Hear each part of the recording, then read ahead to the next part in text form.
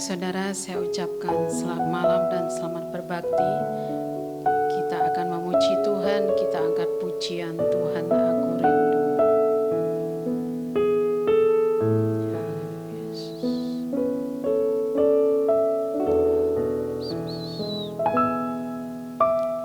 Tuhan aku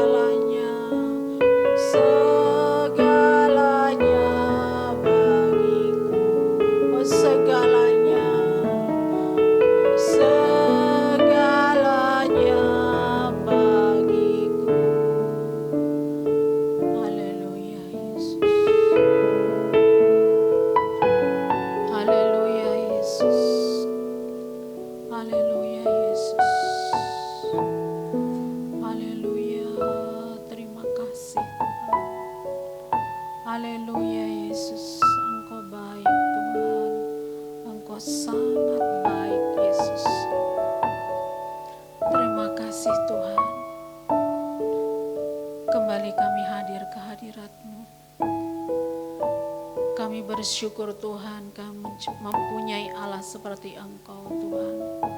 Kami bangga Tuhan, kuasa-Mu nyata di dalam kehidupan kami.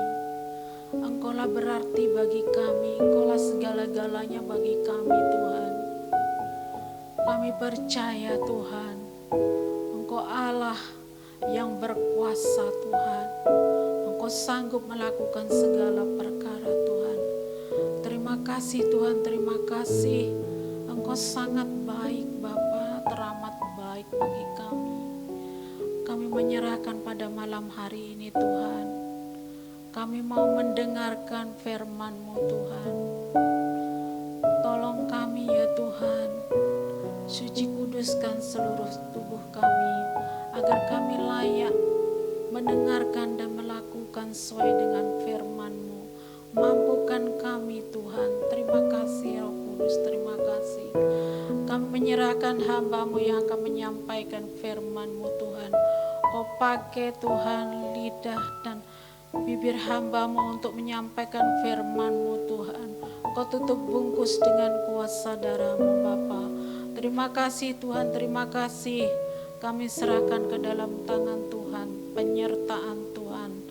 Kami serahkan hanya di dalam nama Tuhan Yesus Kristus, Allah dan Juru Selamat kami. Haleluya, amin.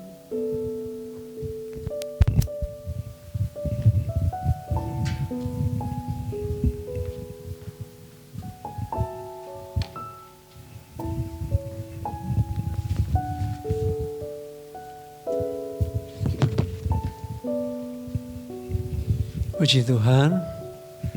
Baik, kita akan lanjutkan. Kita sedang membahas garis besar perjalanan hidup Yakub. Poin 17 yaitu Yakub memberkati Efraim dan Manasye.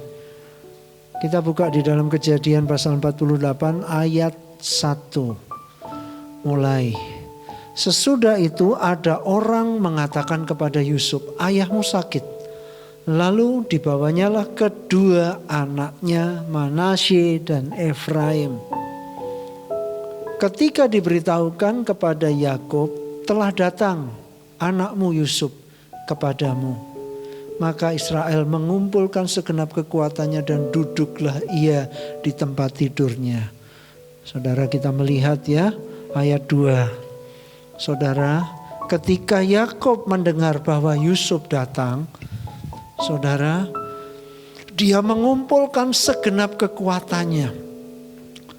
Ini seperti waktu dia mendengar kalau Yusuf masih hidup. Yakub beroleh kekuatan baru.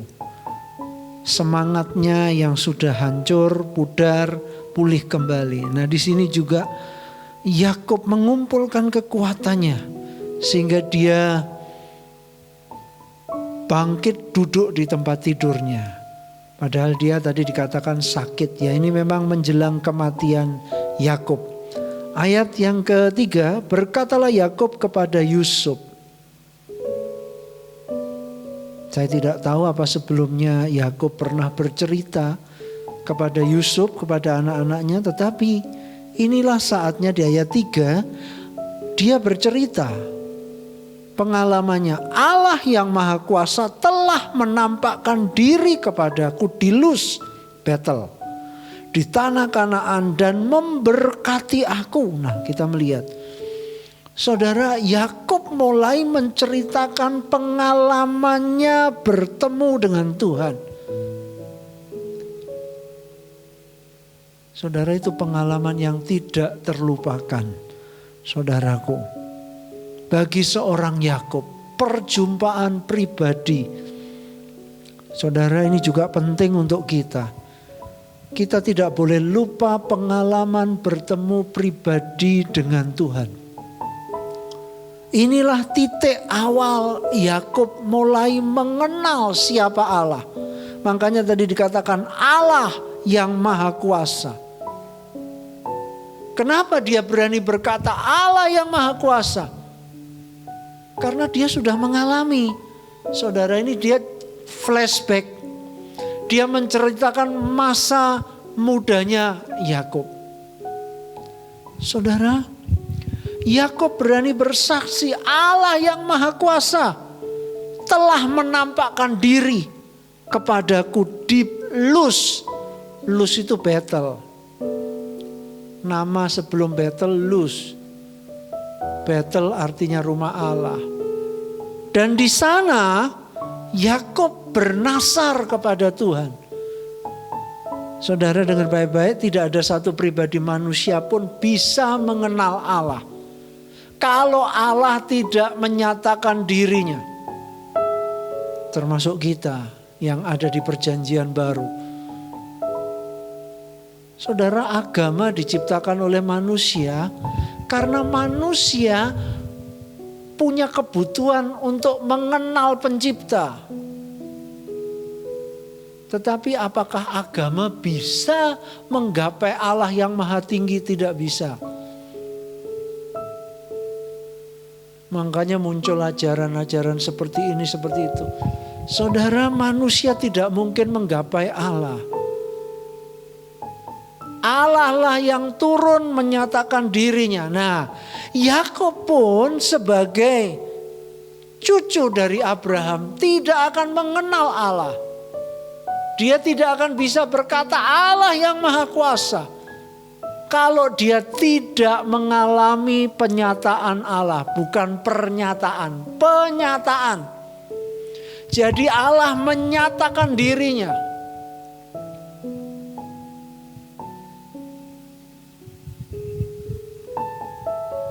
Yang saya pelajari ada dua macam penyataan. Penyataan umum. Saya tekankan sekali lagi, jangan keliru. Bukan pernyataan. Penyataan. Penyataan umum. Apa itu penyataan umum? Penyataan umum itu ya lewat alam. Jadi Tuhan menyatakan dirinya lewat alam semesta, lewat ciptaan. Sehingga manusia berpikir, kok bisa begini ya?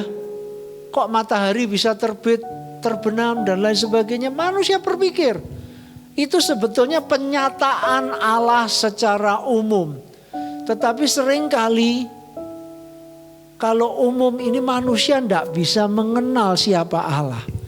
Nah, yang kedua ada penyataan khusus. Apa itu? Penyataan khusus itu firman Tuhan. Nah, melalui penyataan khusus inilah manusia baru bisa mengenal Allah. Siapa nama Allah? Yakub pernah bertanya, siapa namamu? Saudaraku, Allah kita punya nama, namanya Yesus. Yesus namanya. Artinya apa Yesus? Juru selamat. Nah, saudara yang dikasihi Tuhan, Allah menyatakan dirinya kepada Yakub. Saya percaya Ishak pernah bercerita tentang Allah, Abraham pun pernah bercerita tentang Allah. Tetapi cerita-cerita itu tidak membawa Yakub punya pengenalan pribadi. Ayub katakan dulu aku dengar kata orang. Nah, pengenalan kita tidak boleh kata orang. Pengenalan kita harus sampai kepada kita mengalami Tuhan. Yakub berani berkata, Allah yang Maha Kuasa telah menampakkan diri kepadaku di Luz, di tanah Kanaan, di Betel. Karena dia mengalami Tuhan terus, dan di sini dikatakan dan memberkati aku. Saudara, tidak ada salahnya kita coba mundur ke Kejadian pasal 28. Kejadian 28. Sesudah Yakub bangun dari tidurnya, ayat 17, 28 17. Ia takut dan berkata, alangkah dahsyatnya tempat ini. Ini tidak lain dari rumah Allah. Ini pintu gerbang sorga. Makanya Luz diganti Betel, rumah Allah. Terus keesokan harinya pagi-pagi Yakub mengambil batu yang dipakainya sebagai alas kepala. Bantal, jadi dia pakai bantal batu. Dan mendirikan itu menjadi tugu dan menuang minyak ke atasnya. Jadi Yakub ambil batu yang dijadikan bantal, didirikan tugu, terus dia tuang minyak. Selanjutnya ia menamai tempat itu Betel. Dahulu nama kota itu Luz. Jadi yang menamai Betel Yakub. Artinya apa? Rumah Allah. Kok dia berani berkata ini rumah Allah? Tadi dikatakan ini pintu gerbang sorga. Kenapa? Jadi rumah Allah itu pintu gerbang sorga. Kenapa? Karena dia mengalami perjumpaan pribadi dengan Allah di situ. Terus kita lihat ayat 20. Lalu bernasarlah Yakub, jika Allah akan menyertai dan akan melindungi aku di jalan yang akan kutempuh ini, memberikan kepadaku roti untuk dimakan dan pakaian untuk dipakai, sehingga aku selamat kembali ke rumah ayahku, maka Tuhan akan menjadi Allahku. Dan batu yang kudirikan sebagai tugu ini akan menjadi rumah Allah. Dari segala sesuatu yang engkau berikan kepadaku akan selalu kupersembahkan 1/10 kepadamu. Nah, kita melihat sesudah itu Yakub bernasar, kalau Tuhan menyertai aku, melindungi di jalan yang kutempuh, memberikan aku cukup makan, cukup pakaian, dan membawa aku pulang dengan selamat ke rumah ayahku. Nah, saudara, sekarang yang kita lihat di Kejadian 48, Yakub mengalami semua yang Tuhan janjikan. Makanya dia berani berkata, menampakkan diri dan memberkati aku. Seolah-olah Yakub ngomong, nak, dulu aku seorang diri, sekarang diberkati Tuhan. Memang belum jadi bangsa besar, tetapi sudah terdiri dari 12 orang laki-laki. Bahkan kalau saudara baca, ini sudah 70 orang yang pergi ke Mesir. Terus saya lanjut baca ya. Ayat 4. Serta berfirman kepadaku, akulah yang membuat engkau beranak cucu. Dan aku akan membuat engkau bertambah banyak dan menjadi sekumpulan bangsa-bangsa. Aku akan memberikan negeri ini kepada keturunanmu untuk menjadi miliknya sampai selama-lamanya. Maka sekarang kedua anakmu yang lahir bagimu di tanah Mesir, sebelum aku datang kepadamu ke Mesir, akulah yang empunya mereka. Akulah yang akan mempunyai Efraim dan Manasye. Jadi sudah disebutkan terbalik, padahal anak sulungnya Manasye. Tapi Yakub sudah menyebutkan Efraim dan Manasye. Sama seperti Ruben dan Simeon. Dan keturunanmu yang kau peroleh sesudah mereka, engkaulah yang empunya.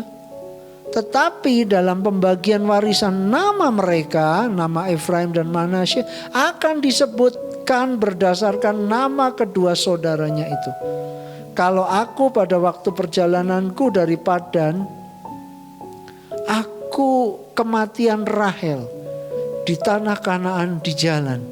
Ketika kami tidak berapa jauh lagi dari Efrata, dan aku menguburkannya di sana, di sisi jalan ke Efrata, yaitu Bethlehem. Haleluya, puji Tuhan. Sekali lagi kita melihat ya, Yakub menyaksikan kasih setia Tuhan.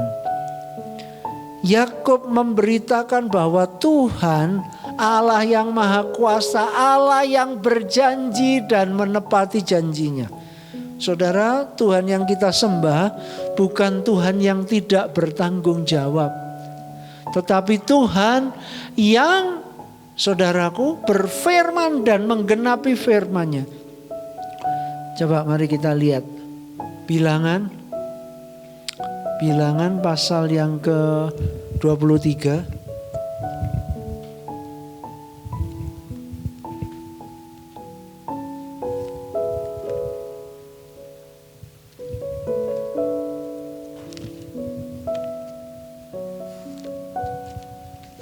Bilangan 23 ayat 19.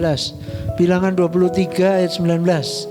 Allah bukanlah manusia sehingga ia berdusta, bukan anak manusia sehingga ia menyesal. Masakan ia berfirman dan tidak melakukannya, atau berbicara dan tidak menepatinya? Saudara, Tuhan yang kita sembah adalah Tuhan yang setia. Berfirman maka firman-Nya digenapi, berjanji dan menepatinya. 1 Raja-Raja 8 ayat 24.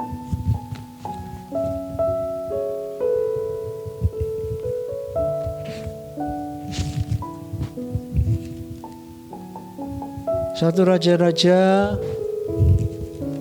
8 ayat 24. Ini doa Salomo.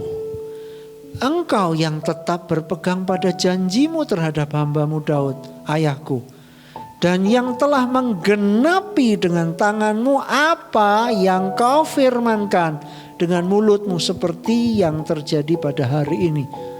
Jadi firman Tuhan mau tidak mau pasti digenapi.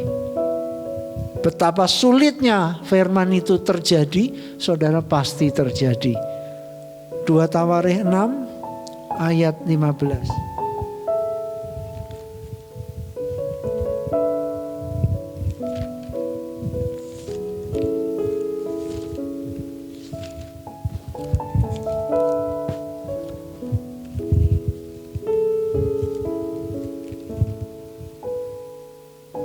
Dua Tawarikh 6 ayat 15. Engkau yang tetap berpegang pada janjimu terhadap hamba-Mu Daud ayahku. Ini sama ya, saudaraku. Ayat terakhir, Yehezkiel 12 ayat 25.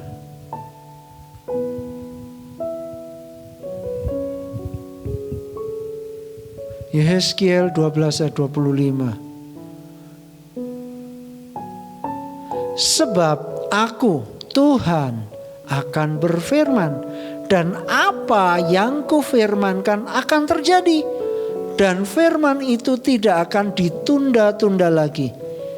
Sebab pada masa hidupmu, hai kaum pemberontak, aku akan mengucapkan suatu firman, dan aku akan menggenapinya. Demikianlah firman Tuhan Allah.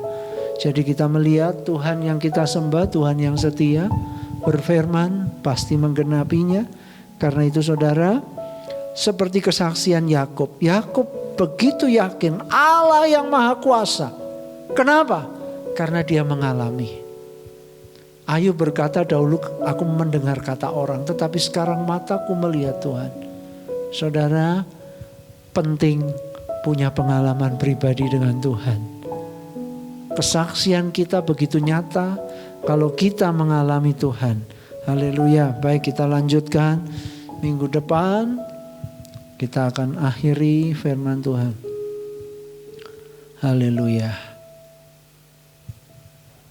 Haleluya. Terima kasih Tuhan. Aku percaya kuasa-Mu Tuhan. Haleluya. Haleluya. Tidak ada yang mustahil. Kalau Engkau berfirman, Engkau akan menggenapinya. Tidak peduli sesulit apapun, tidak peduli semustahil apapun situasi dan kondisi kami percaya Engkau Allah yang mampu, Allah yang Maha Kuasa, Allah yang selalu sanggup menggenapi firman-Nya, Allah yang selalu mampu menepati janjinya. Engkau tidak pernah gagal Tuhan. Setiap janji-Mu pasti dan harus terlaksana di dalam hidup kami, umat-Mu, pelayan-pelayan-Mu. Karena itu Tuhan, seperti kesaksian Yakub, Kami sudah mengalami dan kami mau terus mengalaminya. Kami mau memberitakan perbuatan-Mu yang ajaib. Berkati kami semua melalui firman-Mu, meteraikan di dalam hati kami. Kalau ada yang lemah, kuatkan. Kalau ada yang bimbang, teguhkan imannya Tuhan.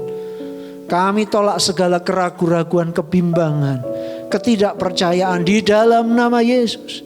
Dan kami minta kuasa-Mu. Biarlah iman kami Engkau bangkitkan, kuatkan dan teguhkan kami. Berkati pelayan-pelayan-Mu yang sudah melayani. Kami mengucap syukur untuk kebenaran firman-Mu. Di dalam nama Yesus. Haleluya. Amin. Tuhan memberkati.